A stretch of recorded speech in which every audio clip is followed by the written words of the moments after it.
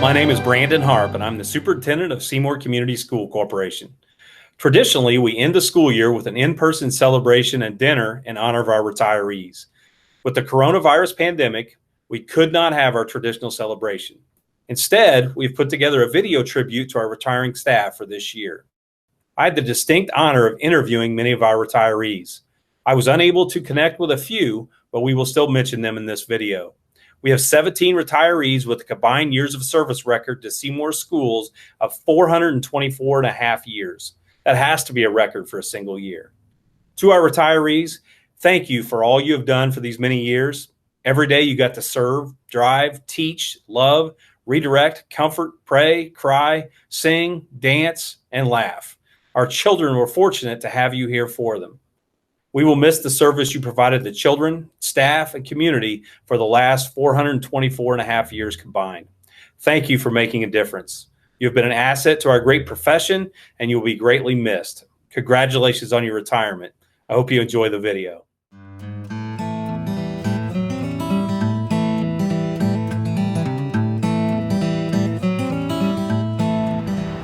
Hello, everyone. My name is Linda Ludeman, and I'm the principal at Seymour Middle School 6th Grade Center. I'm here to talk to you about one of our retirees. That's Mrs. Kathie Williams. Kathie, we want to thank you so much for all your years of dedication to Seymour Community Schools. Kathie came to us in 1999, and here it is in the blink of an eye in 2020. Someone once said, what's important is that dash. From 1999-2020. How you spend your dash is going to be your legacy. And Kathie, we thank you so much for spending your dash with Seymour Community Schools. Throughout the time, you have done many numerous things to help our students and to open that world of art to all of them. We thank you for the many art shows that you put on. We thank you for the artwork that you put on display throughout the hallways. We even thank you for decorating the restrooms when you didn't have to spread a little bit more of the holiday cheer. Your presence has made a big impact on many, and we're so happy that you're going to get to enjoy your retirement. So Kathie, we hope you soar to excellence in all of your new adventures. Thanks so much.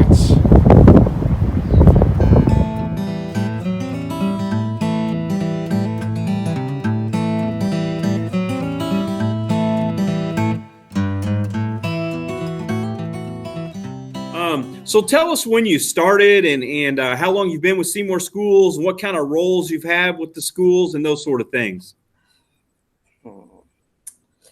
Well, let's see. That goes back a lot of years. I started with Indianapolis Public Schools. I started with substituting for 2 years, and then I was finally hired on when they realized, oops, I was lost in the system, and have always been in the middle school setting. I then came to Seymour after 5 years in Indianapolis in 1999 and have been in the middle school ever since. Awesome. You and I actually came the same year. So yes, I know that. Was the year I came, yeah. Yeah. So counting all your years of experience, how have you seen education change? Oh, so much more computer stuff is used. Like, you know, you've got to document everything. You got your meetings, you got your messages. The list goes on and on and on. You know, your e-learning, so on and so forth. Yeah. Now, obviously, you're an art teacher. Has technology affected art much? And if so, is that a good thing, bad thing, a little of both? Well, you know, I think it's a good thing.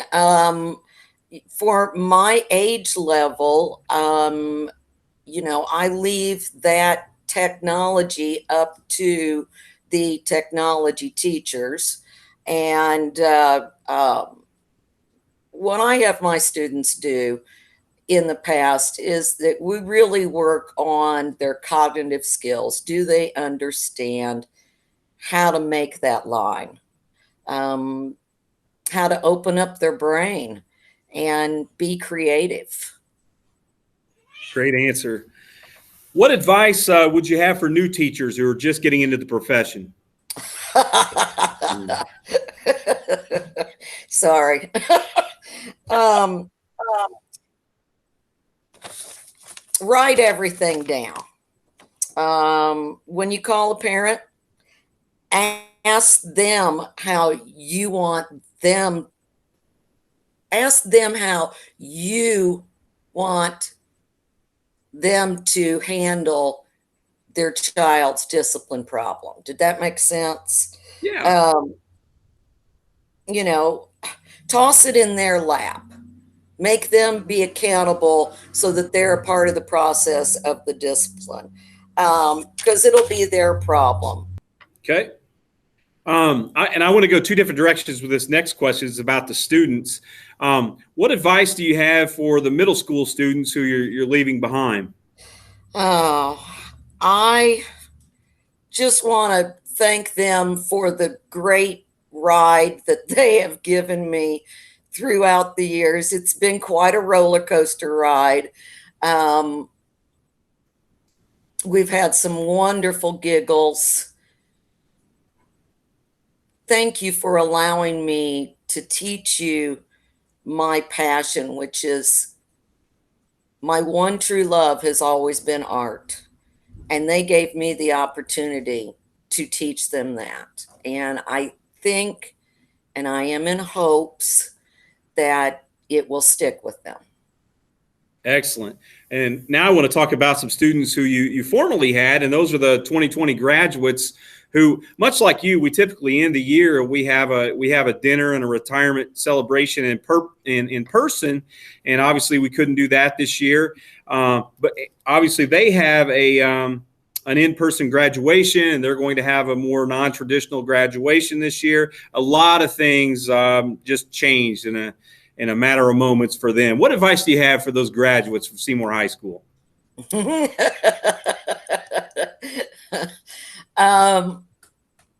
Your life has just begun.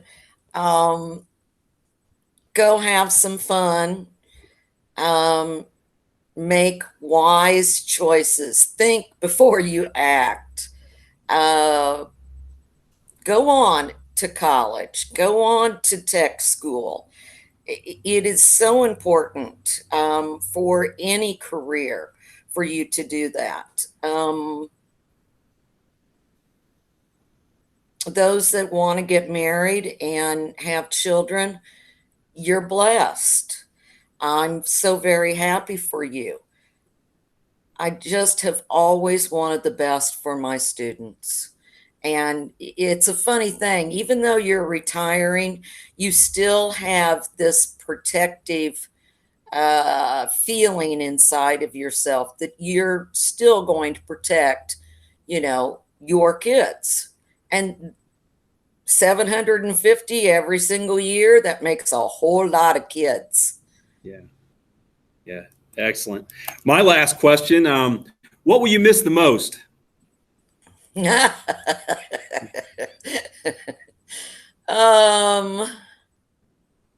I will miss my team a lot. Not only are we a family of brothers and sisters from another mother, but those people that have just gotten into our team, those people that retired from our team, we've always gotten along. It's just been a wonderful group of people to work with. If you were feeling down, they were there to pick you up. If they felt down, I was going to be there to pick them up. It's been a pleasure to work with such professional people.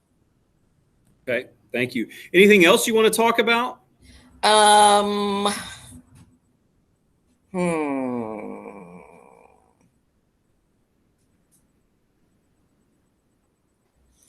For the new teachers, tell the kids that you care. I would even tell them, I love you. Give them the side hugs. Be the mom and dad that the kids, in many instances, wished that they had at home. Because our job not only includes being the teacher and, the nurse, but we're also the mom and the dad for that 40 minutes. Know the child's personality, get to know them. They have a lot of ups and downs that they're going through that we honestly do not understand. So it's good to give of yourself. It's not a bad thing. Okay, great stuff. Well, I want to say congratulations on wrapping up your career, and wish you the best of luck in retirement. And we'll all get through this together, and I hope we get to have some closure in person at some point. Well, that'd be great. I'm looking forward to seeing everybody again. Thank you, Mrs. Williams. Have a great day, and let us know if we could be of service at any time in the future. All right. Thank you. Bye-bye. Bye. Hello, my name is Justin Brown, and I am the principal of Jackson Elementary. I've had the pleasure of working alongside Mrs. Mariella Wiemiller for several years at Jackson Elementary. It is absolutely my honor to pay tribute to her retirement. Mrs. Wiemiller has served Seymour Community Schools for 37 years as an art teacher in all 5 elementary schools and at Seymour Middle School. When I think of Mrs. Wiemiller, 3 things come to mind. First of all, love. She absolutely loved children and had a passion for seeing them succeed in all areas, especially art. Secondly, high expectations. I have always been amazed by the quality of work that her students would produce. She would set high expectations for her students, and they would rise to the occasion. The students themselves would be amazed by the quality of work that they were able to produce with her support. One of Mrs. Wiemiller's closest friends and colleagues, Topi, told me that she loved seeing Mrs. Wiemiller's student artwork displayed in the hallways. It was like a beautiful art museum. Another one of her closest friends and colleagues, Becky Miller, said her students loved and respected her, and they would show her by doing their best work. Finally, service. Mrs. Wiemiller would tell you herself that one of her greatest joys about teaching was displaying that student work, not only in her classroom and in the school hallways, but also for the community to see. This year would have been the 35th annual Student Art Show. Mrs. Wiemiller planned and organized that event for years. The quality of work that would be on display for our community to see was amazing, and she took a lot of great pride and put a lot of passion into planning those events. Thank you, Mrs. Wiemiller, for your service to our community. Mrs. Wiemiller shared that teaching at Seymour Community Schools has been a blessing and a wonderful experience. I appreciate all the support and encouragement that I have received throughout the last 37 years. Mariella looks forward to her retirement. She plans on spending more time with her friends and her family, and especially her grandkids. I always enjoyed our recent conversations when she would share the excitement that she had about possibly watching her youngest grandson, Theo, who just turned 1 on May 3rd. I think she has a lot of those days ahead of her, and she's looking forward to spending that time with her grandkids. She also really valued and appreciated the opportunity that she had to work alongside her daughter Ashley in the art department. She spent the last 5 years working with Ashley, planning and collaborating on her lessons. She plans to continue traveling with her friends, working in her flowers, and reading books. Mrs. Wiemiller, thank you for your service to Seymour Community Schools. Thank you for caring, loving, and teaching the children of our community. And thank you for the difference that you have made in the lives of so many. Congratulations on your retirement. Hi, Mariella. We wanted to take a few minutes to say thank you for your 37 years of service to Seymour Community Schools. These are unusual times, and this is an unusual retirement message, but we wanted to make sure we did take the opportunity to say thank you. 33 years at Brown Elementary, passing on creativity and the love of the arts to all of our Brown Bears. Thank you very much, and as you start a new summer like you've never had before, we want you to know we'll be thinking of you, and we hope you enjoy time with that grandbaby.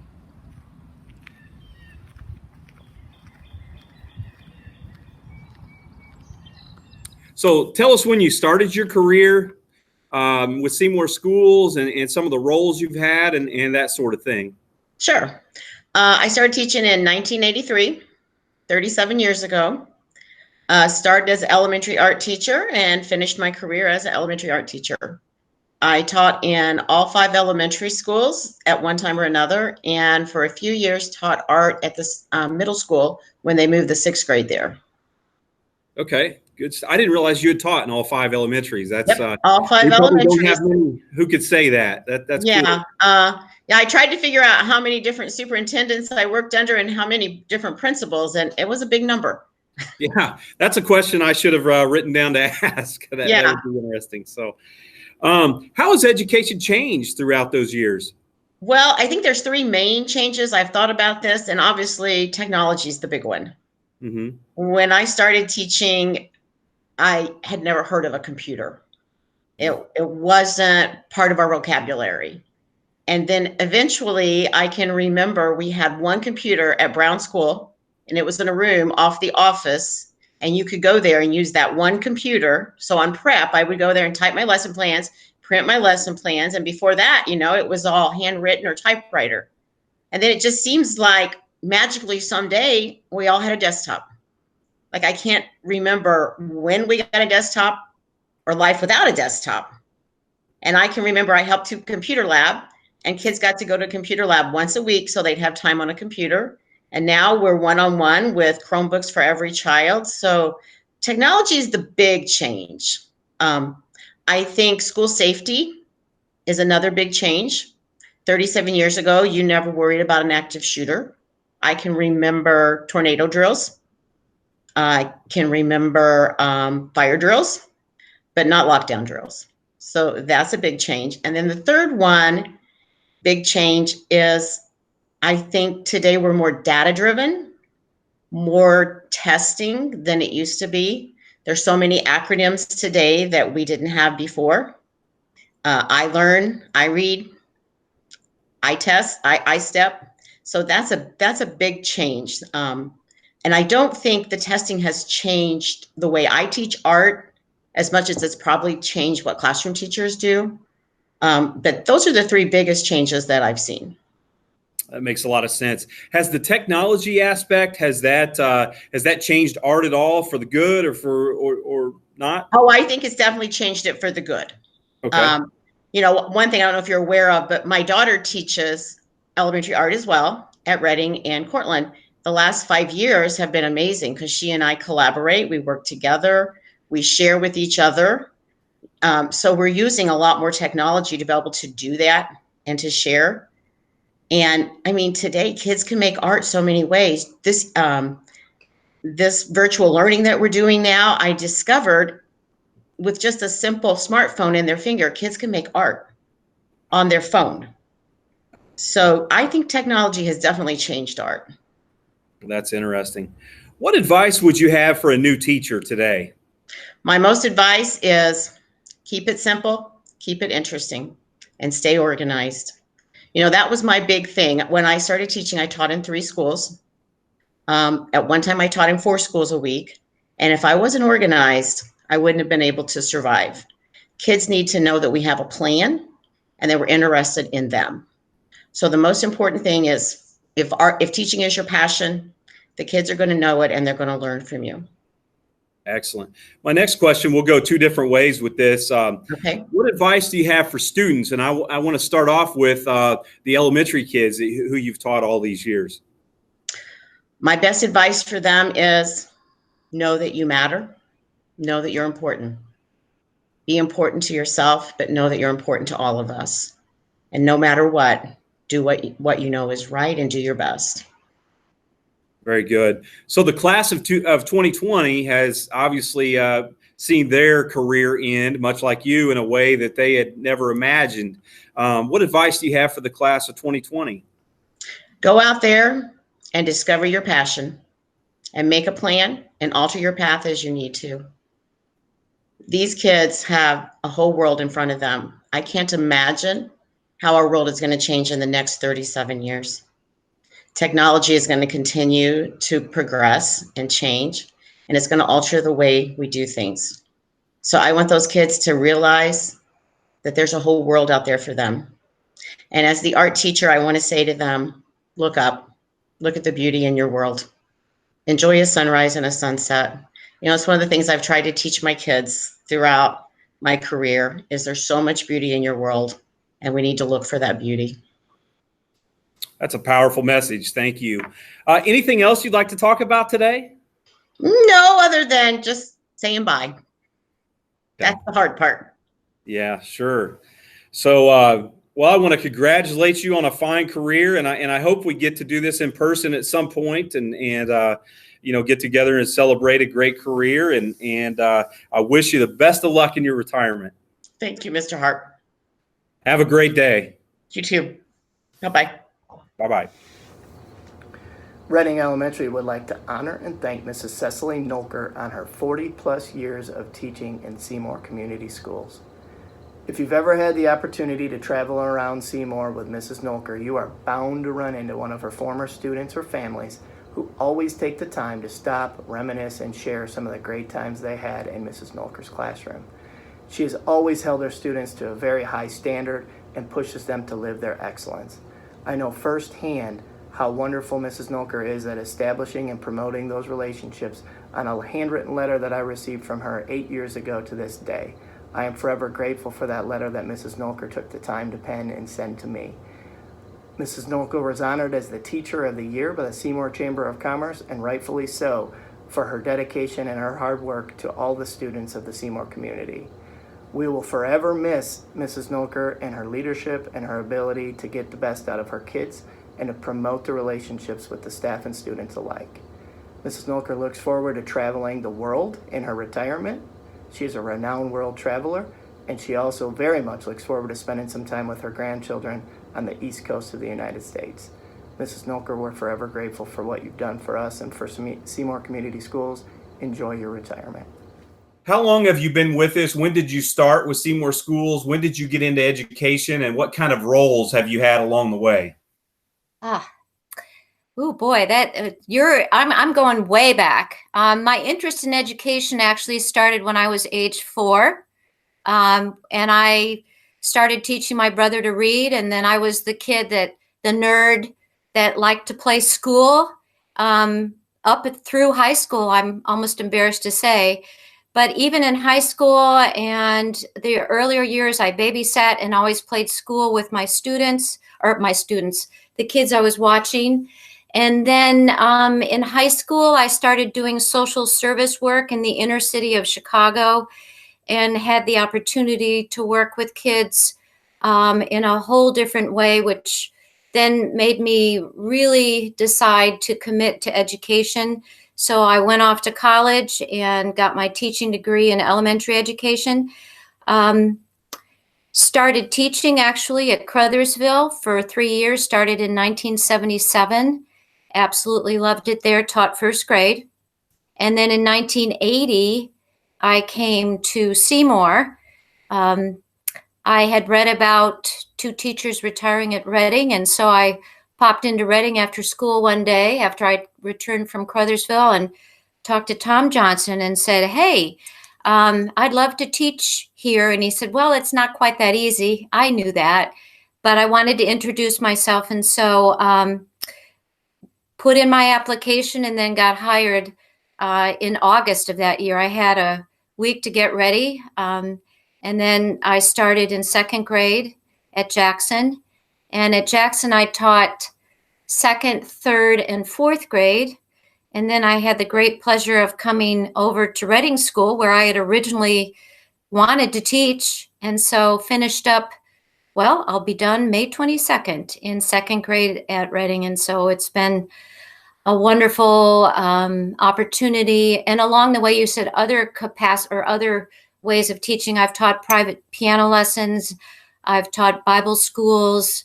It seems as though I'm always teaching something. Now I'm teaching my grandchildren. So it's a beautiful thing. So, all these years of great experience you've had, and obviously we've ended this year on a very different note with e-learning. And I've told you this prior, but your name keeps coming up as a teacher who's done a really good job with e-learning, who's been innovative. And so that's inspiring to me, that it doesn't matter how long you've taught, teachers can always continue to innovate. So we've certainly appreciated that. Just tell us a little bit about e-learning. What's been your experience? Oh my goodness. Well, first of all, I want to emphasize the fact that it's teamwork. It's not just me. We all realize on our team, our second grade team at Reading, that it's always about the kids and what we can do, what's best for them. So a collaboration has been a big deal as far as genuinely planning the curriculum. And then each of us have put in our own thing. I'm not as tech savvy as some of these young teachers who speak computer. To me, it's like a language. But the wonderful thing is I have learned new things. And so I've put out YouTube videos every morning to greet my kids. The last day I read them a story. I would have loved to have read them a story every day, but I think they might, maybe they would get tired of it. But, just learning different techniques and what to do. And if I were to stay, and I could teach probably forever, but there's a time when you have to draw the line. There are already things that teachers were doing that I'm like, oh, you've got to tell me about that. So even though I'm an old dog, I have learned some new tricks and I've enjoyed it. So yeah, it's been an experience, but I will tell you, Brandon, the human touch is something that's missing from all of this. And so for teachers of young kids especially, those hugs and that human connection I've really, really missed that. So even though e-learning has been an interesting experience, the human part of it has been a missing piece for me.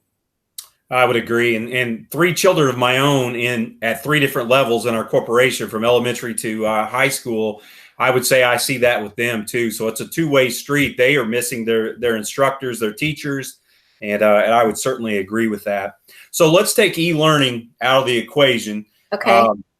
How has education changed throughout your career? I just had a conversation with a friend who's about my age about this. And of course, every old teacher is going to tell you technology is the big change. And I would echo those same thoughts. But we've gone from the days when we would crank out purple masters on a machine and to now where you have copying machines, to now where you don't even have to make copies, you have Google Docs. So just the whole process of something I thought is really interesting. What we teach hasn't really changed. A few things have been added to the curriculum, and bullying, ecology, those kinds of things that are now more current topics. But what we teach generally, no matter what grade level it is, has pretty much stayed the same, but it's how we teach that's different. And so I think, although we are interacting with children, we're doing more one-on-one, we're diversifying, we're grouping, and so it's become very much designing your curriculum to meet the needs of all students. Whereas I think there was a time that perhaps a lot of emphasis was put on the middle of the road, basically. But now, and of course, my mind is wandering. The whole EL influence has changed how we're teaching, because we have to be mindful of those children as far as our vocabulary and things like that. So again, how we teach, we have to think about those things as far as, is everyone in the class understanding what we're teaching, and making sure that they're all grasping the concept at their level. So that's been an interesting thing. And probably another big change has just been the emphasis on data. It's not that we didn't do data before, but I think we were more focused on grades per se, and not so much percentages. And of course, at the beginning, we didn't even have computers. So really, you couldn't say, well, Johnny was on iReady for 75% of the time this week. That wouldn't even been a formula. So it was more grades and less focus, I think, on the data. The whole spreadsheets, what would those have been?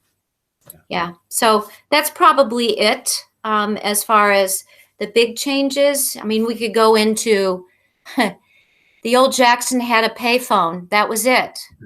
So, Wow. you know, for that, you know, if you had to make a phone call, you had to have a quarter, and maybe at lunch you would make your call, you know, and so that is funny. With as much as technology has been a wonderful thing in its own way, there are probably more interruptions and distractions now than there ever was. So, and probably, I think teachers today are learning to be creative with the technology, whereas way back when we were creative with the curriculum, maybe not as focused on the data.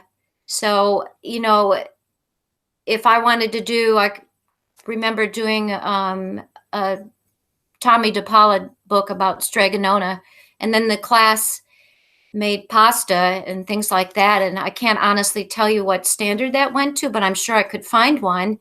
But nevertheless, I think nowadays we tend to be so caught up in the data part that we're kind of losing some of that. Just my thought. Yeah, well, very interesting and well said. And to speak to your point on the technology aspect, I can even remember when I started teaching how somebody would come around and deliver your paycheck on Fridays and those sort of things. And now we're in a time we don't even see it. It goes into the bank. Oh, no, it just came to my phone this morning. Yeah. So that's really really interesting. My next question for you is, what advice would you have for new teachers? Oh man, there's a lot I could say, but new teachers. Oh gosh. Okay. First of all, I think they would all come in probably knowing this, but I would stress being a team player and collaborating is essential to making sure that all of your kids succeed, because again, it's not about us, it's about them. And collectively, as a team, you want to see your children succeed the best that they can. And if you're struggling, there's nothing better than to have a team to go to and seek their help. There used to be a time where maybe you did feel like you were on your own little boat in the ocean, but now we're all on this same ship together as far as teaching these children. So I think being a team player is extremely important. Another thing would be, since we spoke about data, to remember that all of these children have heartbeats. That, to me anyway, first and foremost, these children are beautiful, beautiful souls, and we need to love them and hug them. And we know intuitively what's best for them. So we need to follow our heart and remember that these kids have hearts as well. So, and probably maybe the last thing, or I could talk forever on this, is new teachers need to be flexible and to be fluid and to always be open to change. And I think sometimes old teachers, that's a hard thing to be open to the change. I'm glad I stayed as open as I did with the advent of technology and things, because really and truly, I've learned a lot. And, but I've had to seek the support of my team and my fellow teachers as far as how do I do this? So back to the whole idea of being a team player. But those are probably the things that came most to my mind. Okay, So, thank you. Just a couple more questions. My next question really is a two-part question. So what advice would you have for those students at, let's say, Reading Elementary? And then the second part of that is the class of 2020, they've had the end of their year disrupted. What advice would you have for the graduating seniors? oh gosh, well, we'll start with them. Speaking of technology, I just put out on Facebook the class that I had in 4th grade at Jackson, who's graduating this year, and wish them all the very best. You know, my heart goes out to them because I know that they were all looking forward to the graduation ceremonies, the parties, and things like that. But to remember that we teachers, we love them all. That's not going to change with graduation. I've always said that the kids that are in my class, whenever I had them, so 43 years, once you're in my class, you're always in my heart. And so they need to know that we still support them, even though they've been shorted those events. There's an exciting new chapter ahead for them, and to embrace that. So, you can feel sorry for yourselves in the moment, but just keep looking forward, because I guarantee you, we're all gonna be better for what we've just gone through. So that would be probably what I would tell all my seniors. And as far as kids in general and those at Reading or any students, I've always had a few statements that I've said, and I was reflecting on this. I've always told my kids, reach for the stars. And basically, and this would apply to any kid, to set goals. I know at Reading, Mr. Bush had set the motto this year as to dream big. So whether you're reaching for the stars or dreaming big is to have goals in your life. And there's nothing sweeter when you achieve those goals. It gives you a wonderful feeling. Probably another statement that I've said, and actually the first day of every school year, I teach the kids a little bit of Latin, and basically I'll hold up, and for littles, they're like, what is this? And it's carpe diem, basically means seize the day. And so I tell the boys and girls, first of all, they think, ooh, wow, I've learned something cool in a different language. And the point being that we're going to make the most of each and every day while we're in the classroom, myself included. We're going to try to learn at least one thing new, if not more.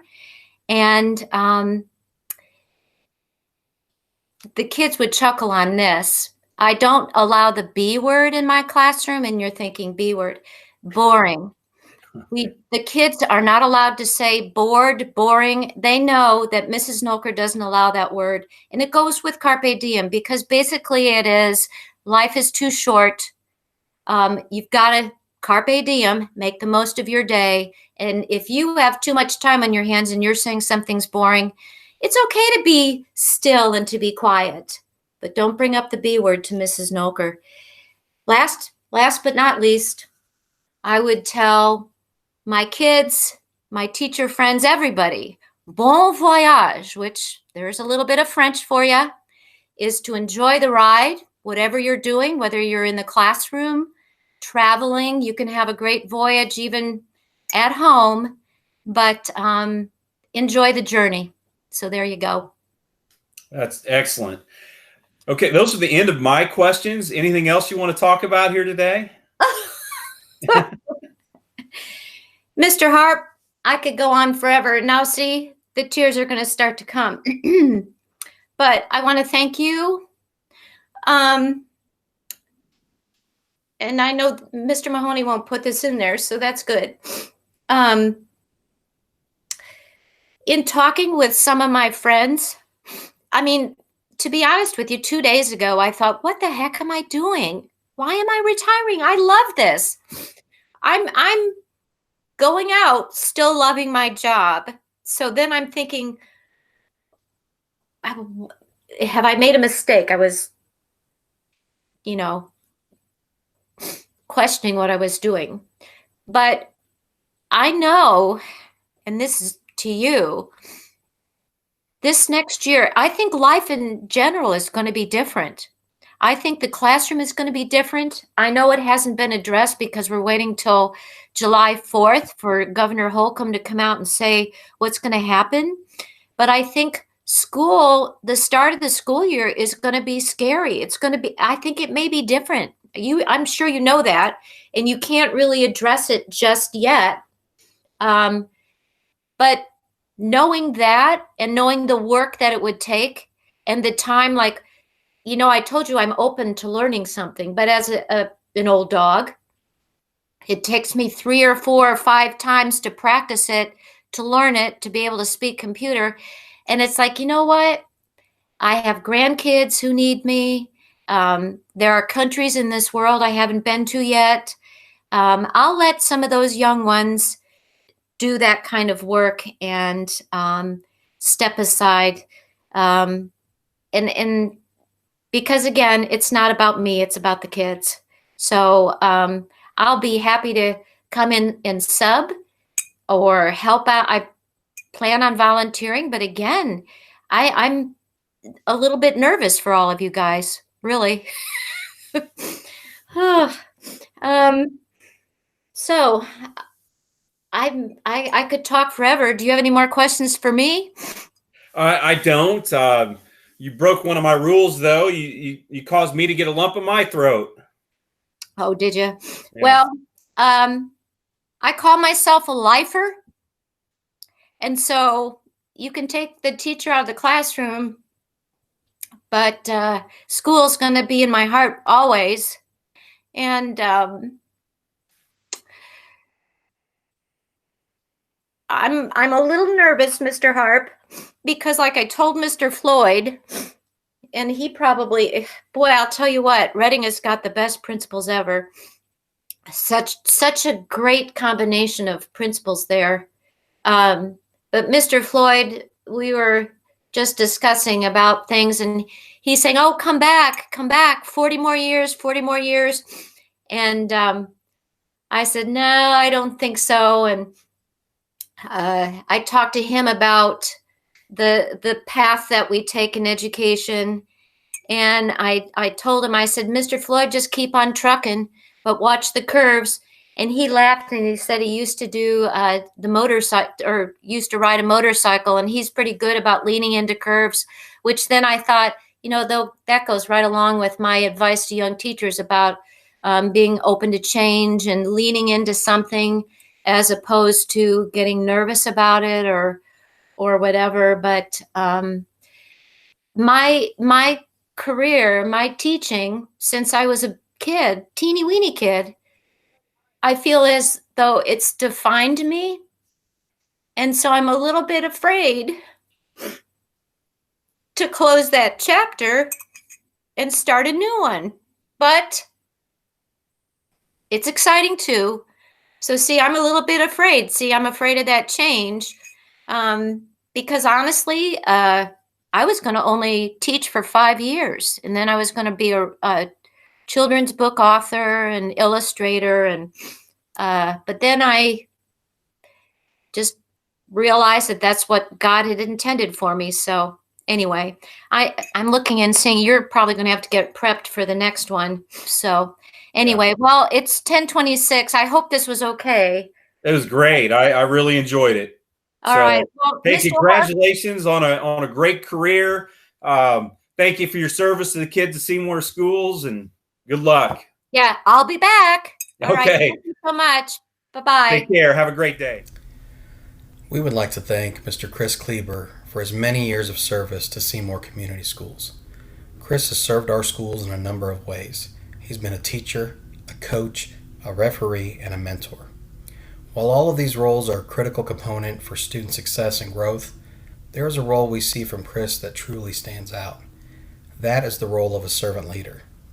He always is thinking about how to serve those in need both in and outside of the school. Chris believes in serving others and demonstrates that through his actions. His kindness, professionalism, dedication, and heart for kids will be truly missed. Chris, enjoy your retirement. You have earned it. Tell us when you started in education, what roles you've had with Seymour Schools, and those sort of things. I graduated from Franklin College in 1982, and the first year out, it was kind of a difficult time to find a job, so I subbed at Seymour, Jennings County, Brownstown, surrounding schools. And then the next year, I got a job at Medora. That was probably a very interesting experience because I taught everything from 7th grade geography through seniors, psychology and sociology and so forth. Great experience, but I learned real quick I didn't want to do all that prep work every single year over the time. So the next year, Seymour Schools had an opening in middle school, 8th grade U.S. history. Mr. Bowley had passed away during that winter. I had a teacher. And so I got hired on in 84, 85 and have been involved in mainly 8th grade U.S. history during all those years. Coaching-wise, I coached the freshman basketball team, boys, and then also JV basketball boys, and then girls. When I had daughters come along, I moved over to the girls' side and have coached with them also. Trying to think what else. But I've enjoyed the classroom as well as the field. Played high school sports, basketball, baseball, kind of carried over for me from playing to coaching. Had some great experiences in both, and definitely a highlight would be being part of the staff on the 88 baseball state championship team. But I've enjoyed all aspects of it, being a player, cutting down the nets and winning a sectional, and the coach cutting down the nets, being a sectional winner. So I've really enjoyed the experience over 37 years. Of course, that's how I got to know you, was through sports, when you were an official and those sort of things. And of course, a lot of guys my age, they still tell Coach Kleber stories and that sort of thing. What do you miss most about athletics?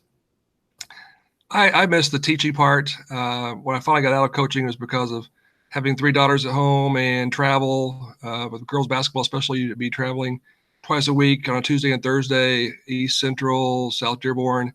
But I enjoyed the teaching part of it, in the classroom teaching, but also the coaching, teaching, and seeing players get it.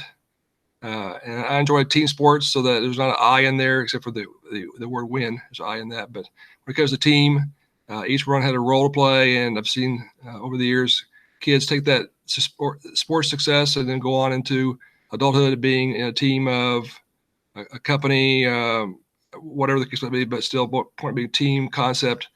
But I miss the teaching part of it, the break it down, and see kids get it.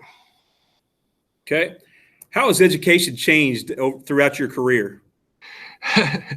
Well, definitely being one of the older people on staff, teachers on staff, technology has been a big change. When I first moved to the middle school, it was like a 2-year-old building, so pretty much brand new, but there was no phone, no TV, for sure no computers in the classroom. So in the last 5-10 years, that shift over to Chromebooks and kids having technology and teachers learning technology has been a little bit of a struggle for me, being an older teacher. But I've had a lot of great staff support from the tech staff people, but also in the building, just those helping me push that right button or undo the wrong button, whatever the case might be. And then number 2 would be, in the last 5 years, the language barrier between teachers and students, Spanish especially speaking students.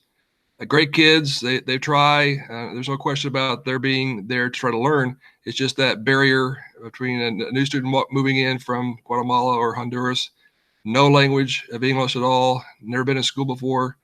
And again, they learn pretty quickly, but point being that's been a tremendous change over the years too. Sure. What advice would you have for a new teacher?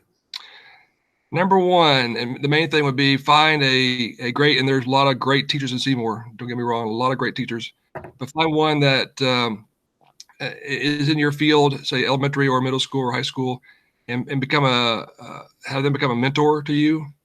A shout out for me would be Doug Thompson, somebody who retired about 8 years ago or so. He took me under his wing and taught me a tremendous amount in that first year.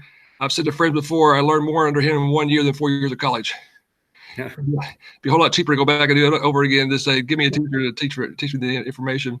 But Doug Thompson and many others, Daryl Hacker, Mrs. Hendricks, there's so many different ones that were my teachers when I went through school. And then I had the blessing of being able to learn from them as a young teacher early on in my career. So finding that mentor would be a key thing. That makes perfect sense. So next thing I want to ask you about is the students, and I'm going to go 2 different ways with this. What advice or what thoughts do you have for those middle school students who you're leaving behind? Well, number one, I mean it sincerely, I hated losing the last months of school. I enjoyed this current group, and I've enjoyed lots of groups, don't get me wrong, but this was a good year going, and I just hate seeing them miss out the rest of their 8th grade year. I feel sorry for especially the seniors. I reflect back on my life and how much my senior year meant to me, both sport-wise, but also academically, and knowing those kids missed out on so much the last 2 months of school. But number one, and the key thing would be follow your dreams. Now, I've taught often the concept of you reap what you sow. So if you sow hard work and great effort, you reap a high school success, college success, career-wise. And not all kids should go to college. They all should get extra training after high school. But primarily, they should be trying to find what they'd like, whether it's hands-on, whether it's book learning in the classroom. But have a dream, have a vision for yourself, pursue that dream, and don't let people talk you out of it. I mean, try to find a job you like. That saying of not been going to work forever because I love what I do kind of thing, which they hopefully are seeing through middle school and high school what their likes and dislikes are and be able to find a career that matches that and have a good life. They live in the greatest country in the world. Not a perfect country, but the greatest country in the world, in the United States. Thank you. And that's where I was going to go next with the seniors. So excellent advice for them. My final question, kind of a 2-part question again, is number one, what will you miss most? And number 2, what retirement plans do you have? Well, miss most would be the relationships, both with staff and students. The greatest move I've seen in Seymour schools, in my opinion, for the middle school was the move to teaming about 12 or 13 years ago. I've been on 2 different teams from Wayne Huddleston, Paul Elliott, and Sherry Holt Price to Ellen and Summer and Berna, my current team. And just the friendship, the camaraderie. It's more like a family atmosphere at our school in which we have teams, but beyond our certain team before, it grows out from that point. But point being is that with the kids, getting to know them better, and it's sometimes hard to do because it's still a small window of time. But with teaming 120 kids, it's much simpler than 180 kids I had before. Retirement-wise, I'm going to find a job. My dad taught me a great work ethic. And so I've enjoyed teaching. It's just one of those, I feel like it's time to move on to something else. But I've enjoyed teaching my whole life, adult life, career-wise. But not really sure what it's going to be. But with the current pandemic and the current status of our economy, I think things the next month or 2 will get back to being somewhat normal and we'll see a rebound. But right now, just trying to enjoy the last days of school. Well, we certainly thank you for your service to kids all these years. Anything else you want to talk about today? That's a good question. I did write down a few notes. Okay. I would end with thank yous. I already mentioned my teams, but my family. I mentioned 3 daughters. I coached all 3, 2 in softball and 2 in basketball, and we still talk about good experiences. A lot of times parents who become coaches don't always have a great experience with their kids, but mine was a great experience from like softball and basketball. But thank you to family and friends who've supported me over the years. My wife especially, like I said, with coaching early on in my career, coaches are gone a lot, and she played high school sports here at Seymour, Jenny Ulmer Kleber. And a shout out to her for just her love and support over the years, and family in general, but spouses especially go through a time of the one spouse being gone a lot. So, but I'm looking forward to retirement, and I enjoyed my career at Seymour School System, both being a student athlete, and a person able to teach and coach also in the school system. Well, Mr. Kleber, congratulations on wrapping up a great career, and we wish you the best of luck in your retirement, and we hope you'll stay in touch. I sure will. Thank you very much. Have a great day. You too. Reading Elementary would like to honor and thank Mrs. Nancy Hale for her years of leadership and service in our special education programming, particularly in the area of life skills intense interventions.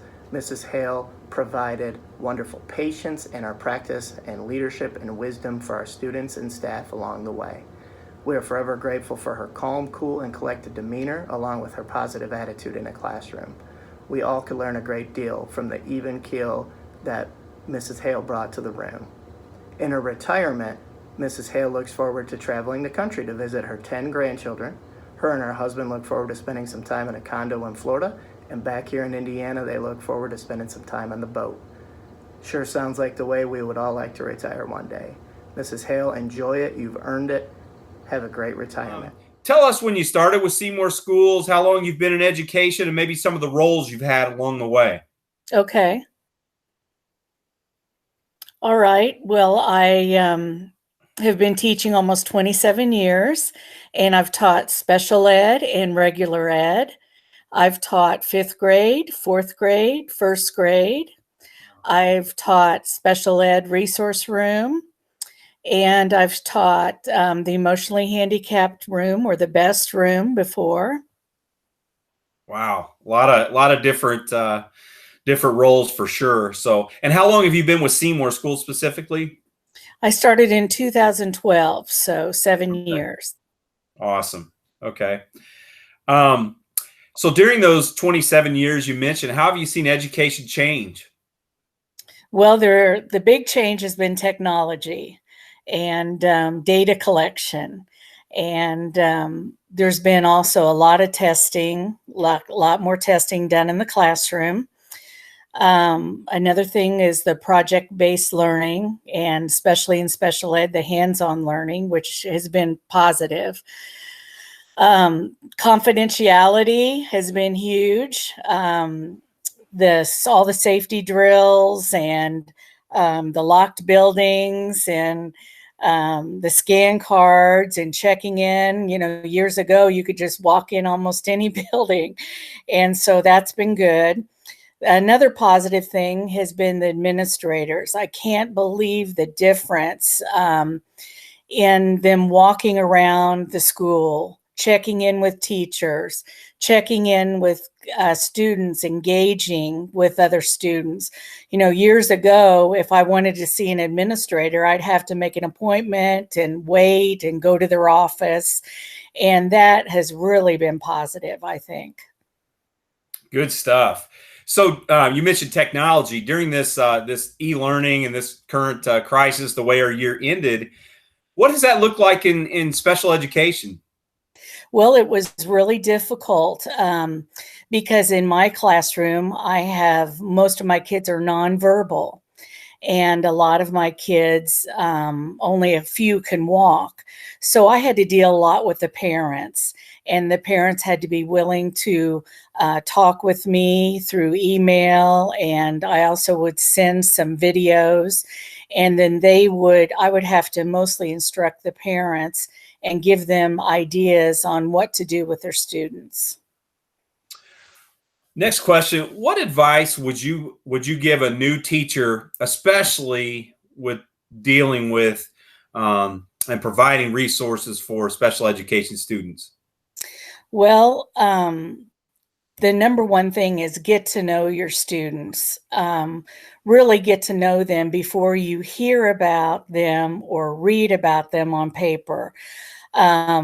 Because you may have a completely different view and relationship with that student that another teacher may not have had. So nurture your students, work as a team, hang around positive teachers, be able to manage your assistants in the classroom, plan and organize. And that brings up another question, and I assume that's been a big change during your career. The number of assistants we have in classrooms now, I assume, has increased. What advice would you give for assistants coming in? Because it seems like we always have a need for more assistants. I think it's a great idea to have them maybe sub in the classroom and have them observe and just try out the classroom and to see if that's a good fit for them before they take the job, because every room is different and all the needs of the students are different. And that way they can kind of connect with the teacher and the students and to see if that would be a great fit for them. Okay, good. My next question involves the students. It's going to be two parts. The first part is, what advice do you have for those students at Reading coming into next year? Well, keep advocating for yourself. You know what you need. You know the best, and tell the teacher. Let the teacher know. Don't be afraid to ask questions, and be positive. Be respectful, be responsible, and be a Reading leader. Good. And then the second part of that, specifically the Seymour High School graduating class of 2020, they had their senior year disrupted like all of us did, but they missed out on a lot of those milestone, capstone type events. What advice would you have for that group, our graduating seniors? Be open-minded, be positive, look to the future, find something you love to do, and be happy about it, because you'll be successful if you enjoy what you're doing. Okay, good. My last question, what will you miss most? And then what are you looking forward to doing in retirement? Well, I'll definitely miss the student interaction and also the parent interaction. I work closely with the parents, helping them find resources for their kids, and then also with my co-teachers. I really will miss working with the teachers and the administrators in my job, and then just the camaraderie of it all. For the retirement, I'm going to do things with my family. We have a condo in Fort Myers Beach, Florida. We'll be going down there in the winter and then visiting my grandchildren. Okay, excellent. Anything else you want to talk about today? No, I think that's it. I love teaching at Seymour. It was a great place to end my career. Okay, good. Well, I really appreciate you joining me today. I want to thank you for your service to the kids of Seymour Schools and wish you all the best of luck in retirement. Thank you. Have a great day. Thank you. We would like to thank Mrs. Janet VanLew for all she has done for Seymour Community Schools. Janet has worn many hats here at Seymour. She has served as a teacher, coach, and a counselor. Janet helped develop an alternative ed program to serve those students most in need. She has a work ethic that sets her apart from most. Janet is often one of the first ones at school and one of the last ones to leave. As a counselor, one critical role she has was to prepare students for academic success. However, it is her role in looking out for their social and emotional well-being that is most important. Her ability to help middle schoolers through the turbulence of that unique time will impact those students for the rest of their lives. Janet, thank you for all you have done for the staff and students of Seymour Community Schools. We wish you a wonderful retirement. Tell us when you started at Seymour Schools and how long you've been in education and maybe what roles you've had throughout those years. Well, I started teaching at in the Brownstown system right out of college, taught at Brownstown High School, U.S. History, Government, those classes, then went to guidance counselor at the middle school over there. And then I think it was 16 years ago, came to Seymour Schools. So came over here to be the alternative ed teacher and continue that position until 2 years ago when I moved into the guidance counseling position. Okay. So during those years you've been in education, how have you seen education change? That's an interesting question because it seems like it's really changed in just the last few years. And I think a lot of that has to do with not just technology, but the phone access and the immediate access that kids have to information, some of which I don't think kids are old enough to handle, which is, I think, where the trauma comes in. And, that's a big phrase now that people are using, just the trauma the kids feel. And I think it's legitimate. But I think that a lot is because of just all the stuff that they can see that they really aren't, I don't think, ready to see. Gotcha. So the next question, I'm going to ask two branches of it, I guess. Number one, what advice would you have for a new teacher getting into the profession? And then you being spending the last couple of years in the counseling realm, what advice would you have for a new counselor? Okay. I think advice for the new teachers is, I hope they're in teaching for the kids. You're never going to get rich, but you're going to have some wonderful experiences just working with kids and parents. And it can be very rewarding. So go in it with the right attitude or with the right approach. As a guidance counselor, I think just be ready to do whatever needs to be done. There are a lot of kids that need lots of support, but then there's also a lot of adults that need support. And your role is multifaceted, that's for sure. Yeah, good answer. So what advice would you have for students? And I want to go two ways with that one as well. What advice for those students at the middle school next year, but then also for this class of 2020 who saw their year end so abruptly and unplanned? Well, for the middle school kids, I would just say, go into high school and get involved in everything that you can. Take different classes, even if you don't think you'd like them, you just take it all in, everything that you can get involved in. That would be that's my big push with all the 8th graders, is get involved in something, band, sports, any kind of activity, get involved with something. It's a big place, so get yourself a smaller group. For high school kids that are going out into the world, I would say, take on every challenge. My kind of, I guess, philosophy of life is there are no problems, only solutions. So go out and figure out what that solution is. Be challenged. Don't just take the easy route all the time. That's great advice. And I believe at some point during your career, you did some coaching. Is that correct? I've been coaching for a long time. What will you? At all different levels. Gotcha. Do you plan to continue to coach, or is that something you're going to move on from as well? No, I'll probably stay in coaching. Like I said, at different levels. This year, for the first time, I worked with 3rd and 4th graders. Oh. So that was a lot of fun. That's not my age group, but I really, really enjoyed it. It was a great group of kids and parents. So how did you see athletics change through those years? I'm not sure kids understand what hard work is, what it takes to get I think they need to figure out what they want and what it takes to get there. And some of them are willing to do that and lots of them are not. So I think maybe that's it. I'm not sure they understand what the real value of hard work is.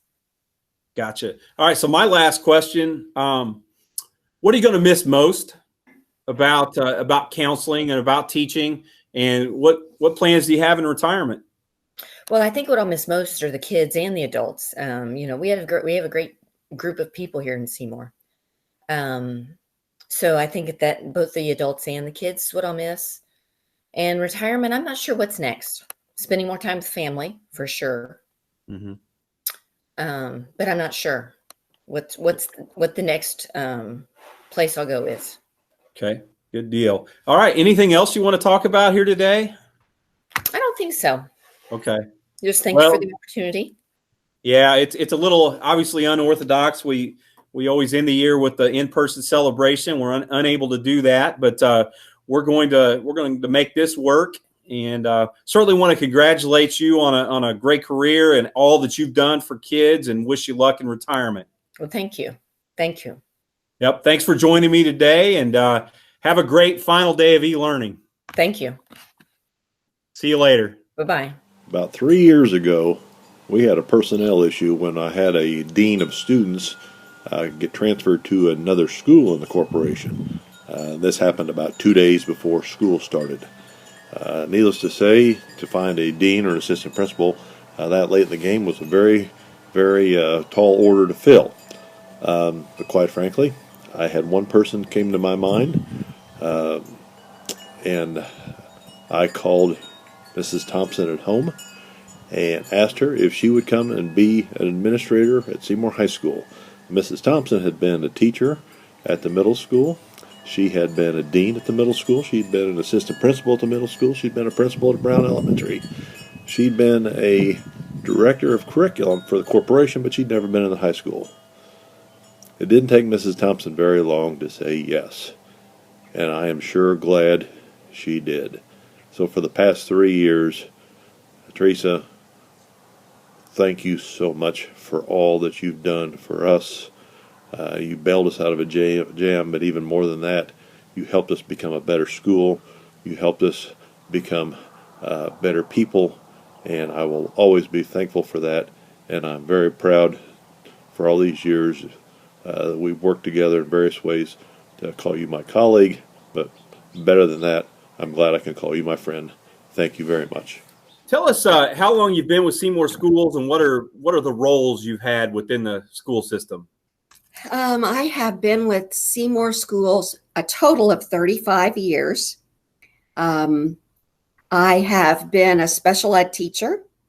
I've been the dean of students at Seymour Middle School. I've been the athletic director at Seymour Middle School. I've gone on to be the elementary principal at Brown Elementary, and I have been the curriculum director for the school corporation. And my final job as the dean of students at Seymour High School. Wow.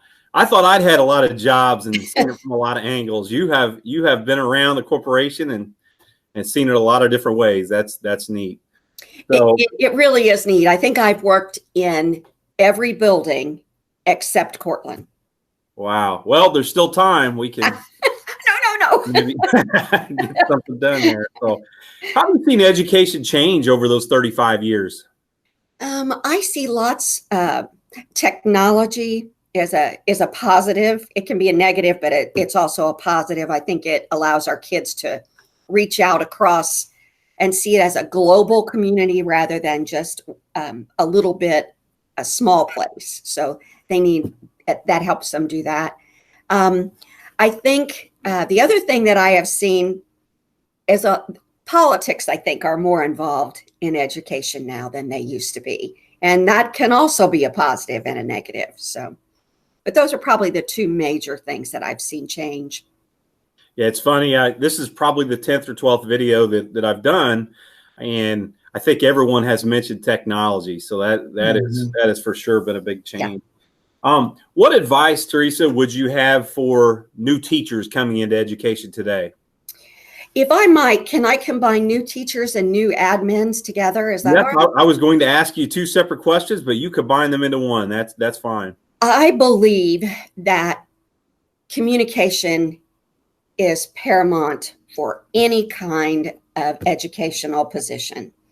I think the more that we communicate with those, with our kids, and we need to be, and that includes listening, not just talking. I think if we're listening, as listening to kids, I think we listen to parents. Sometimes they don't understand where we're coming from unless we let them know why it's that way and why we're looking at it that way. And then sometimes they can teach us that, oh, well, maybe that isn't the best way to do things.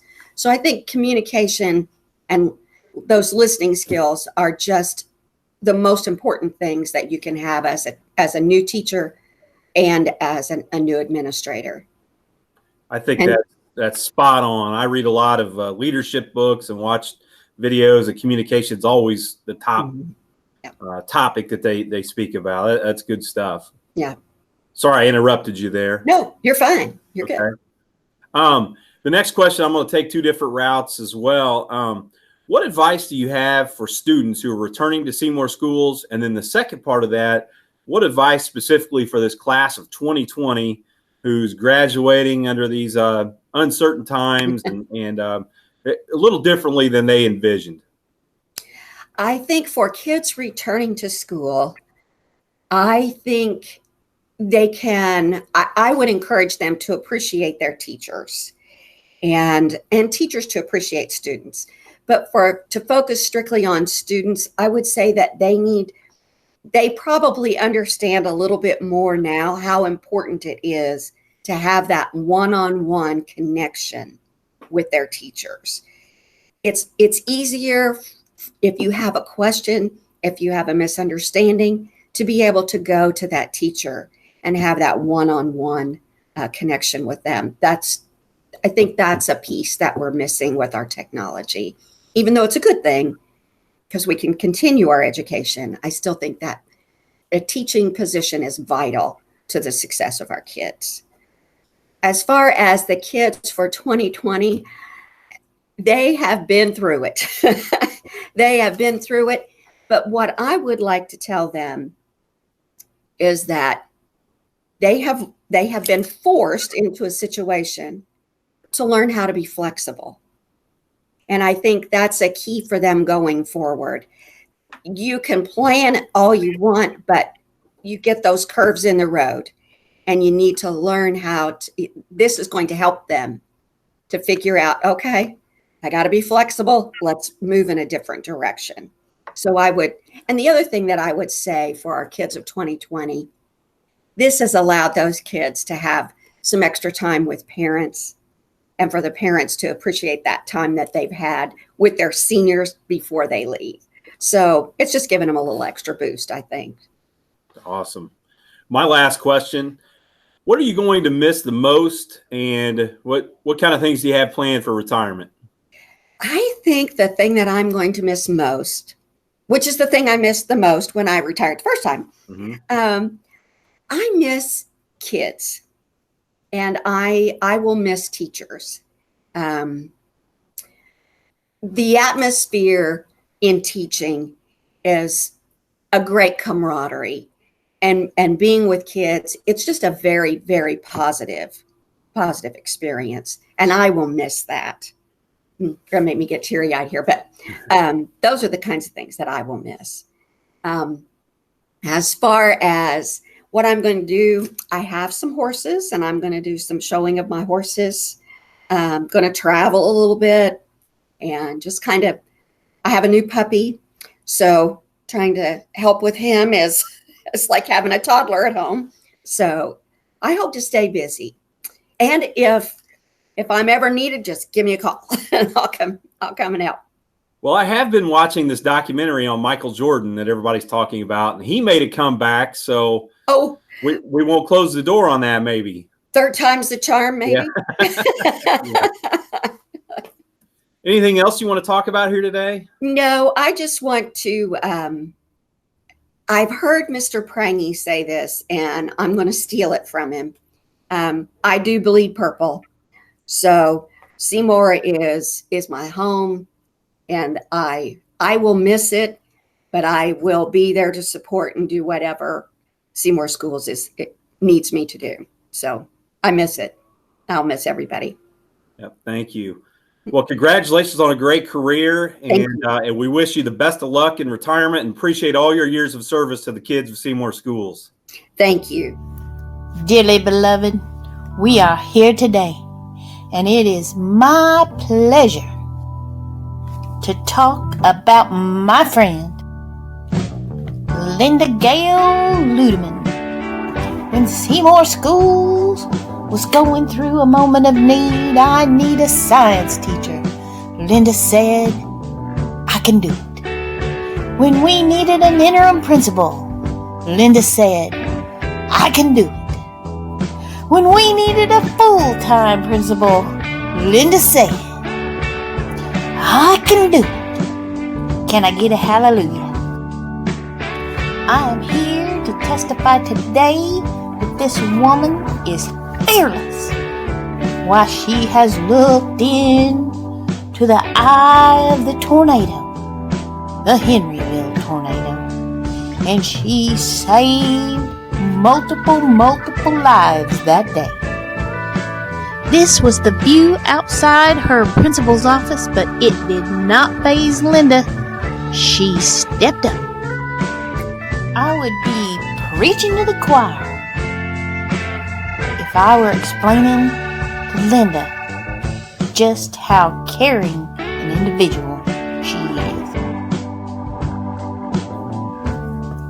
When Linda sets her mind to something, she is like a snapping turtle. She won't let go until it lightens. Just as an example, Linda and I were in Hawaii, and the very first thing that girl did, she was taking pictures of pigeons in all kinds of ways, in flight, sitting on the balcony. And I told her, I said, make sure you get them, Linda, because there's no way we could get a picture of a pigeon in Indiana. And that said it right there. From that point on, anytime Linda and I go on vacation together or with our families, we take pictures of pigeons and we send them to each other. We have pigeons from New Orleans. We have pigeons from Texas. We have pigeons from California. We have pigeons from Wyoming. We have pigeons from everywhere. Linda is the ultimate professional in all ways at all times. Well, you know Linda is no stranger to the media or being on the microphone.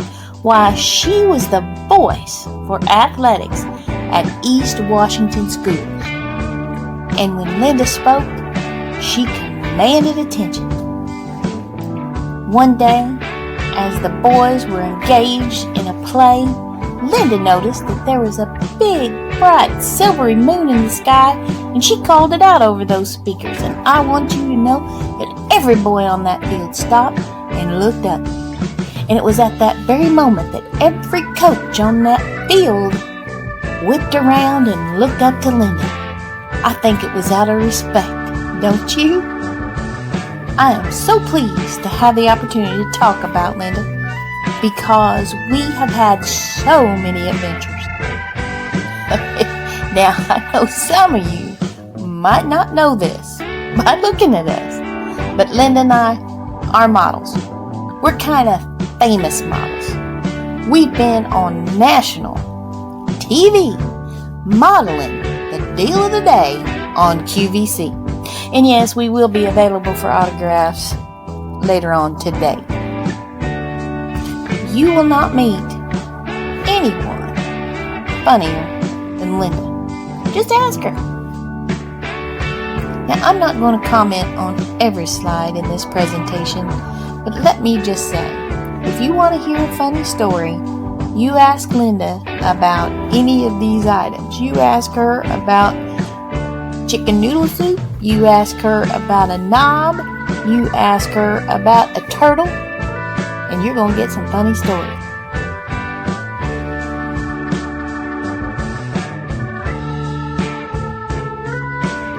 Is confident, and she has tried to inspire me through her words and actions to live up to that same type of confidence.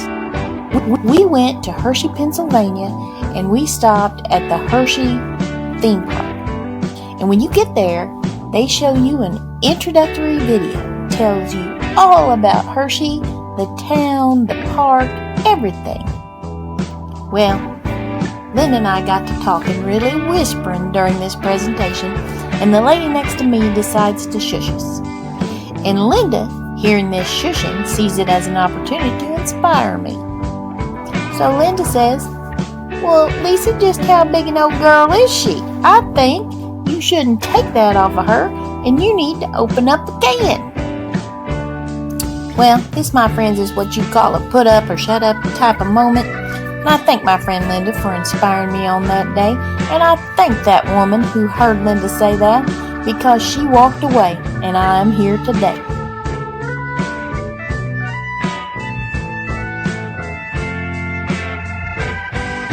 In closing, I dedicate this presentation to Linda Ludeman and to our 2020 seniors who will go out there in the world and make a difference, just like Linda.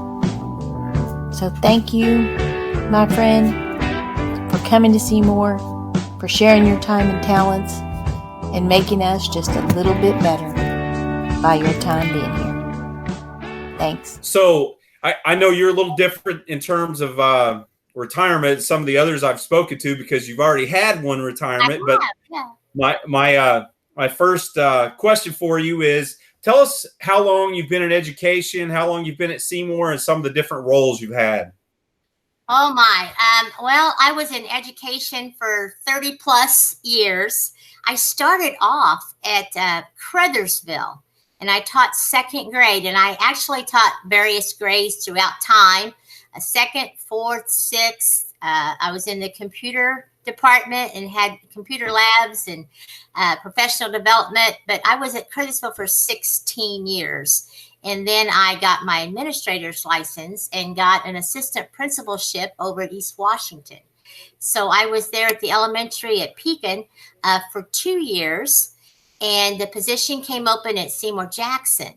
And I applied for it, not really planning on getting that position, but Bob Schmeelaw called me at home and offered me the position. And I just cried and cried when he was on that phone. And I thought, do I have to answer you tonight? And he said, well, no. So because I really did love where I was at. But it was definitely a better career move for me. And I was really, it was the best move I made to come back to Seymour there. And I spent 4 years on that stint. I was at the old Jackson for 2 while we built New Jackson. And then I was over there for 2 years. And from there, I was working on my superintendent's license. And I knew I needed a little more than elementary under my belt. So they had a middle school position, and it was a great school system too. And so I went back over there and stayed my last 8 years as the principal at the East Washington Middle School. And then retired, was out 4 or 5 years. And my dear friend, Lisa Ferguson, gave me a call and said they needed some help over at the 6th grade center with science. And I said, sure. So I ended up going over there and had a wonderful time, and just things unfolded, and I ended up staying there until right now. So had a lot of great people that have influenced me throughout time, and several right there at Seymour. That's interesting that you opened your career in Seymour in the old Jackson. Yep. And then you ended your career at Seymour at the old Jackson, which is now the 6th grade center. So it's like coming home. So yeah. I have a lot of memories in that building. Yeah, awesome.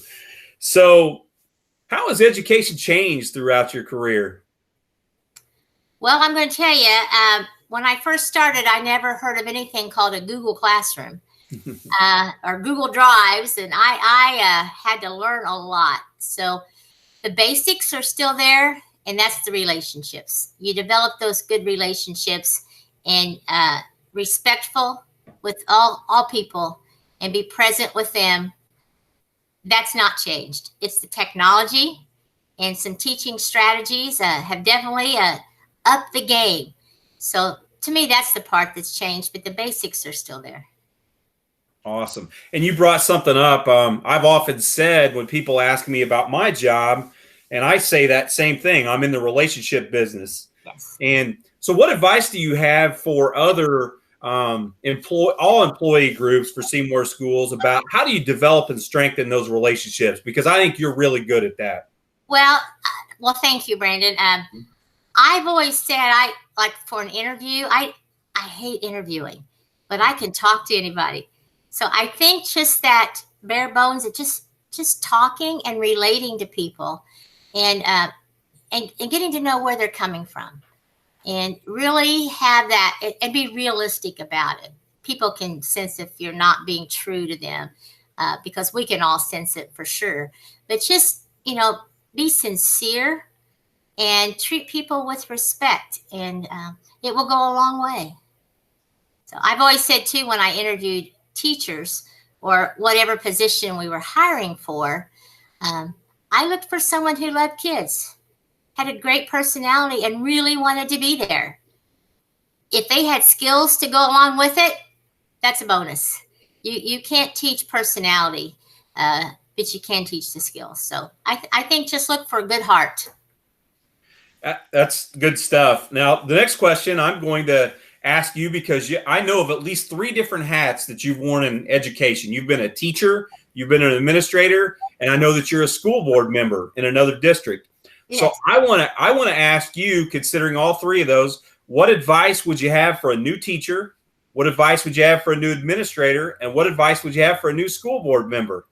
You're going to make this tough on me, aren't you? I am, yeah. And I'm enjoying that. Yeah. A new teacher.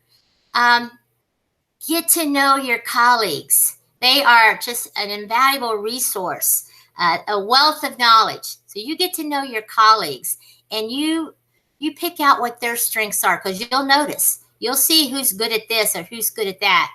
On the other hand, you're also going to see things that you may not think too highly of, and you need to steer away from that. So use some good common sense, and always talk to your admin team. Be sure they know what's going on. And as far as every role that I played or anyone plays, transparency. You have got to be open and honest. So I would say as an admin level, your staff needs to know that you have their back and you're there for them. I've told the teachers at Jackson, anything I can do at Jackson, at 6th grade center, I still call it Jackson half the time. Anything I can do to support you, I want to do it, because my job is to make everyone else better at theirs. So I see that as my role. As a school board person, I guess it's hard to separate that out, because I see behind the scenes what's going on, and I have to be very careful that I'm not trying to take on another role when I'm supposed to be helping with policy and guidance on a district level. So that's a little harder transition. But again, transparency, listening to others, and always know that you need to talk to each member. You may not have the same philosophy, but everyone has the same goal. And that's what's best for our kiddos. Okay. One of the neat things about the 6th grade center, I believe, it's the first year that a lot of kids at Seymour come together and form that cohort, that graduating class. So what advice do you have for those current 5th graders who finished e-learning yesterday, who are coming into the 6th grade center next year? Yeah. First of all, woohoo, way to go, 5th grade. We are so excited to get you at the 6th grade center. You are absolutely going to love it. So I think messages just like that, talking to the students, let them know that we're all here for them. And it is a melting pot of new friendships coming in. They're going to see some of their old friends, but they're going to make so many new friends. And they're going to spread those wings and learn to fly. That's one of the philosophies there at the 6th grade center. They're going to have a lot of freedoms. And so probably organizing their time is going to be a high priority. I know they worry about their lockers. They worry about trying to get from class to class. But with that teaming concept in the hallways, it makes it so much better for the kiddos. They are in their own little area, and the teachers are great there. They're going to love the teachers, and they're going to love the new opportunities and just the whole structure.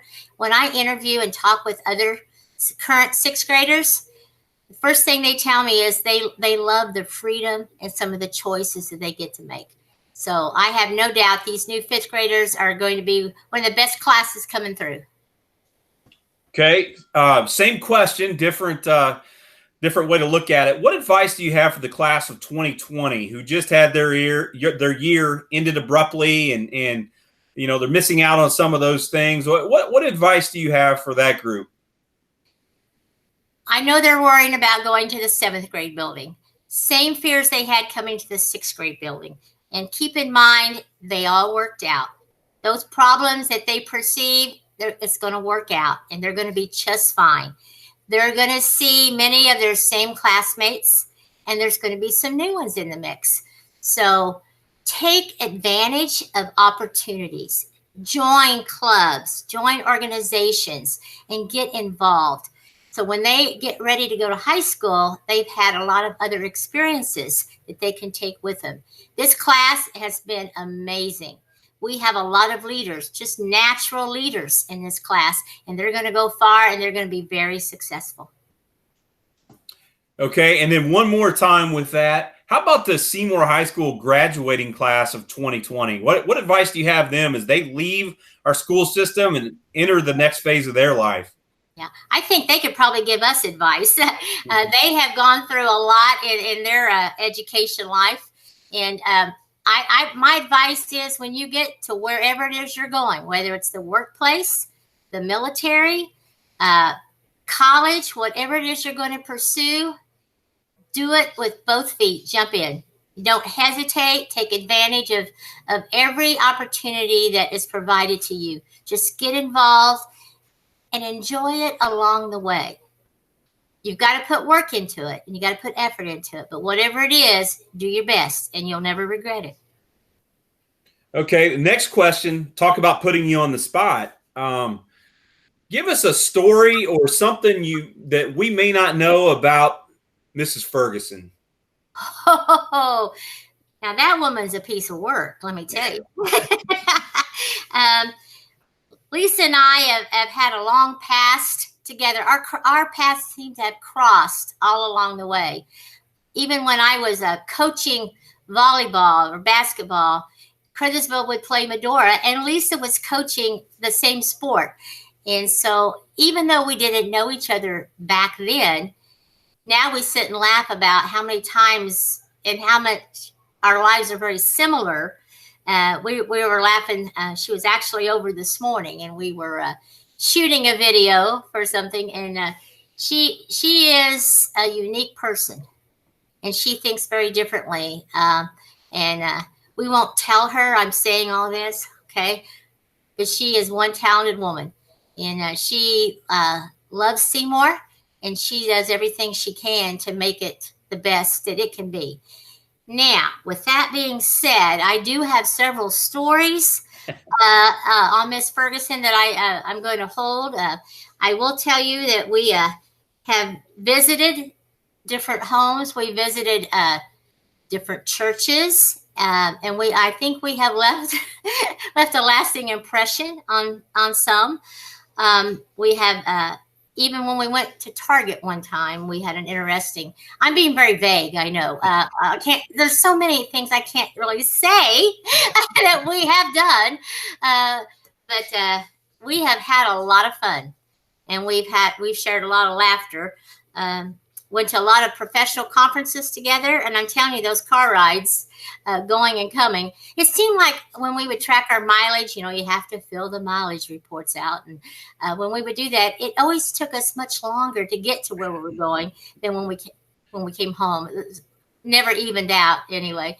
But yeah, you'll have to ask her about some of our little trips that we took and some of our experiences. We've had some funny ones. Well, I look forward to seeing her squirm a little bit when she hears me ask that question. So yeah. Anyway, hey, last question from me. What are you going to miss most as you enter retirement, and what are you looking forward to in your retirement? Well, I made a lot of new friends this last year and a half at the 6th grade center. Got to see some old ones too, some old friends. I'm going to miss those new relationships. I'm going to miss interacting with the students. I really enjoyed the diverse population. Seymour's so blessed with that diversity, and you don't recognize that until you're away from it, and then you think, man, I miss all the different backgrounds, that melting pot atmosphere, and the staff. The staff is absolutely remarkable. It's a family. It truly is. The ladies, at the lunch ladies, Dee and all of them, just amazing. Custodial staff, the support staff, just everyone there is there for the kids. And they also are there to help lift each other up. And I think that's the part I'm really going to miss. I love to laugh. And so just the crazy things that happen and the chance to talk and tell stories. I love that too. So I'm definitely going to miss the human interaction with everyone. What I'm going to enjoy about retirement, we'll see how long this lasts, first of all. I don't like to sit still very much, but maybe just a little less structure in the day. Now, this last part of the year has definitely sort of been a transition time of it's not quite as structured, and so I've been easing into it a little bit. But just family, friends. I have a lot of grandkids, and I love to follow them. Some of them are in college. Some of them have 3 seniors this year. They're going to be heading off different ways, and I just love family. My grandkids are just, to me, are amazing, and I help direct them a little bit too. They know they can come to Grandma Linda, and we'll work out whatever needs they need help with. So spending time with family. This has been a trying year. We've had a lot of things happen in the Louden life. And so I think just making sure, being the oldest child in my family, I think a lot of people shoulder the responsibilities that come with being the oldest, and just making sure everybody has what they need. And I'll be able to do that without the extra responsibility. So. Very well said. Thank you. Anything else you want to talk about here today? Well, I probably better not. But like I said, Ferguson was over earlier, and we got to air out some of that and have a little fun. So, and we have said before that nobody thinks we're as funny as we do. So I do. I think you two are hilarious. So. But anyway, well, we really thank you for your service to Seymour Schools and the students and children of Seymour Schools, and we wish you the best of luck in your second retirement. My second retirement, and third time's charm. So I will be around, and I'm always willing to help out if you see something I can do to be of assistance. So. Michael Jordan, Brett Favre, and Linda Ludeman. That's right. That's None right. of you can stay retired. So. So all right. I thank you, Brandon, too, for the opportunities and your support. Like I said, we've had some real challenges, but we have made it through.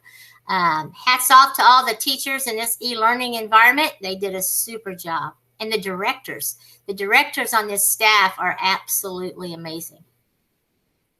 Well, thank you very much, and have a great day. And I know we'll be in touch quite a bit in the coming weeks. Yes, certainly will. Thanks, Brandon. Take care. Bye-bye. Bye. I'm grateful to have the opportunity to recognize Mr. Paul Elliott, retired science teacher at Seymour Middle School. During his more than 30 years of educating youth, Mr. Elliott not only served his students in the classroom, but also in many organizations and boards that he served on. Most notably, Mr. Elliott was the president of the Hoosier Association of Science Teachers, the chairman of the Hasty Convention, and an adjunct faculty member of Ivy Tech. Mr. Elliott was also recognized as the Seymour Middle School Science Teacher of the Year. We wish Mr. Elliott a happy retirement and many fun days at the lake. We would like to thank Berna Jones for her service to Seymour Middle School and the entire Seymour Community School Corporation. Berna came into education later in life after working in the business industry and raising her children. After all of that, she chose to dedicate part of her life to growing other people's children. While Berna has many great qualities, the one that stands out most is her courage and willingness to always look out for those adults and children who have been disenfranchised. She has a passion to raise people up out of the circumstances in order to get their very best out of their life. If that doesn't speak to what a teacher is supposed to be, then I don't know what does. Again, thank you, Berna. We wish you a wonderful retirement. We would like to thank Mrs. Angie Lucas for her years of service to Seymour Community Schools. Angie has served our schools in a number of ways. She has served as a teacher, a coach, and a mentor. Angie has a gift of building relationships with her kids and her colleagues. She's a model of hard work, commitment, and kindness to all she comes into contact with. While all of these traits are impressive, it is her ability to inspire students to feats of excellence that has set her apart. We know that Angie has been officially named a Hall of Famer in the sport of volleyball. However, we now know that she is a Hall of Famer in the classroom too. Thank you, Angie, for all you've done. We wish you a wonderful retirement. Mike Collin is one of the most valuable employees I've had the opportunity to work with over the years. We relied on Mike to fix many of the parts of Seymour High School and much of the equipment. And we broke a lot of parts on a lot of equipment over the years. Mike's mechanical ability is only enhanced by his personality. A soft-spoken man, he always put a positive spin on every tough, bad situation that came along. Mike, we hold you in the highest regard. We wish you the best of luck in your retirement. Thank you for all you did for Seymour High School. We will miss you. Where do I start? Becky Reisner is one of those people that's just an icon for a school corporation, an employee that everyone knows and has done a little of everything. She was hired in 1985, part-time, went full-time in 1987. She worked in food service, was in payroll, was a receptionist at the administration office, and finished her career at Seymour Community Schools as the assistant to the corporation treasurer. She was the deputy treasurer. In my 6 years with Miss Reisner, I just can't say enough about her. She was my go-to employee. She knew everyone and everything about Seymour Community Schools. You don't see those type of people very often that have been here forever and have worked through the corporation in many different areas. And they just have that wealth of knowledge because of their positions and years in the corporation. I can tell you personally, she truly is missed. It's always exciting when an employee has the opportunity to retire. But at the same time, it's a positive loss, I guess, for the corporation, because you don't want to say negative. It makes it seem like it was a bad time. It was wonderful years with Becky. I wish the best for her. She truly is missed. And anytime that she feels that she needs a little refresher, she can always come back and drop in and see us. We wish you best, Becky, and just know from Seymour Community Schools, we valued your time here and hope that you enjoy retirement, and it's the beginning of phase 2 of your future. Again, thank you for your service for Seymour Community Schools. On behalf of Reading Elementary, we would like to honor and thank Mr. Scott Robinson for his years of service to Reading as our head custodian. From day one on the job, we could feel Scott's immediate impact. The building came to life, it looked beautiful, and we received compliment after compliment for what great shape it was in, as it was the first thing people saw when they entered the building. Mr. Robinson had tremendous leadership skills. We are forever grateful for the things he has passed on to his staff, and we look forward to them continuing on in his tradition. Our students and staff are forever grateful for the relationships they formed with Scott. He will be very, very missed in our cafeteria and in our hallways next year. Scott looks forward to spending more time with his wife, Jody, in his retirement, and spending a great deal of time with his grandkids as well. We look forward to seeing him back at Reading, as his grandchildren are also Reading students, and so we look forward to continuing our relationship there. We wish you nothing but the best, Scott. You definitely left this place better than you found it, and you continued a great tradition that was set before you in keeping this place shining and shining bright. So Scott, we salute you, we appreciate you, and we will most certainly miss you. Congratulations. Over the last couple of years, we've had the good fortune to have Sally Stage on our staff here at Seymour High School. We've referred to her as a utility player because she's filled about every position we've had on staff, and I think she could do my job just as well. But having her help loading and unloading students in the bus lobby is one I will always remember as a great skill she had, and it will be sorely missed. Student safety was always at the highest priority for her, and if a kid missed a bus, She knew exactly which bus that they could catch him up at Brown or at the middle school, and that knowledge is just very, very difficult to replace. Sally never took a break. She constantly looked for ways to help people who didn't even know they needed help. But every department had the opportunity to work well with Sally, and we're going to miss her. God's blessings on her next phase of life. Thank you. Hi, Dave. This is Tony, obviously, and we're under unusual circumstances for our retiree dinner this year in 2020.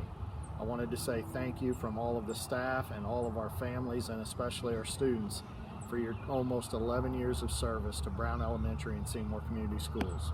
As you can see, I'm outside because I knew you would appreciate that, and you can maybe watch this video while you're working in the garden. Thank you, Dave. Take care. As I was preparing to honor Herschel Zahn for his service to Seymour High School, I received a picture from him from Florida in his new office, all 18 holes of it, including a picture of his pet alligator. So I'm pretty sure that Herschel's doing pretty well so far in his retirement. As head custodian, Herschel utilized his organizational and his managerial skills to build a very good, efficient custodial staff. We have received countless remarks and compliments over the years from people who would come through our building, and they were amazed at how beautiful and how well kept our facilities were. And every time I would relay those compliments where they deserved, strictly on our custodial staff. Herschel, thank you for everything you've done. Thank you for all the cinnamon rolls. Best of luck in your retirement. Be careful of those alligators, though. And now, on behalf of Seymour Community School Corporation, it is with deep appreciation that we wish our retirees the best of health and great happiness in their retirement. Your legacy will live on for years through the great deeds that you were able to do and the work that you were able to accomplish with not only our students, but with our staff. And now, a standing ovation for you.